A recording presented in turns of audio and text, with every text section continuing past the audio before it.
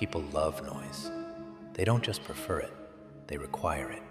Proof of life, proof of emotion, and most cruelly, proof of suffering.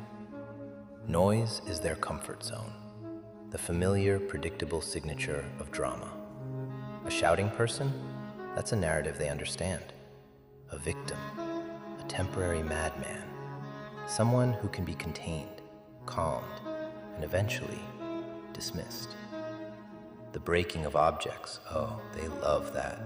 Smashing a vase, denting a wall. It's a physical manifestation of chaos that can be cleaned up, paid for, and forgotten. The sheer volume of anguish, crying loud enough for the room to hear, that's their prerequisite for validation. See, this societal obsession with auditory and visual evidence, it creates this catastrophic cognitive bias. If the affliction is silent, it's non-existent. They equate composure with recovery, silence with strength, internal management with well-being. But this isn't just ignorance, oh no. It's profound, self-serving narcissism on the part of the witness. They need your pain to be loud, so they can comfortably locate its source, judge its validity, and most importantly, understand their distance from it. But you and I, we know the grim calculus of true hurt.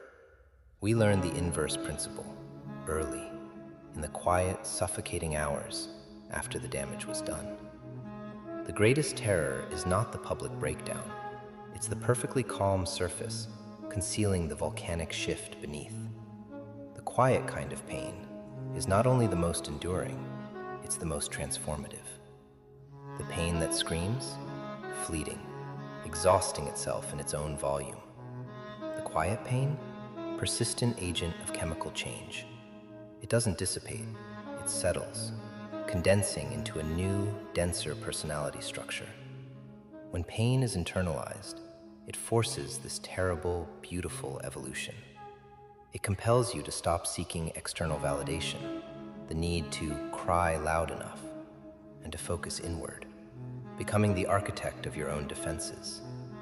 It strips away the superficial layers, the easy optimism, the naive trust, and compels a brutal, uncompromising self-assessment.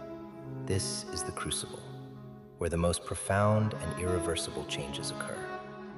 The loud pain is a distraction. The quiet pain, a teacher. It teaches discipline, observation, the supreme value of emotional economy. It turns the screaming victim into the silent observer. You want to know the difference? Think of an earthquake and tectonic drift. The earthquake is the noise, the loud, visible, momentarily terrifying destruction that captures the news cycle. It's the sudden, screaming event that people react to. Tectonic drift, though, that's the quiet kind of pain, the slow, inexorable grinding of continental plates, happening over millennia, unseen, unheard, and infinitely more powerful. It doesn't break things, it creates them. Mountains, trenches, entirely new landscapes. This quiet geological process is the only one that truly changes the face of the earth. Just as silent trauma permanently alters the landscape of the soul. See, not so funny anymore, is it? Consider the veteran, not the one who comes home with a visible wound, not the one crawling on the floor, but the one who returns with this chilling, perpetual stillness in their eyes. The shrapnel isn't in the flesh, it's in the silence between heartbeats. The world applauds their apparent calm, mistake their emotional restraint for recovery. They see a person rebuilt.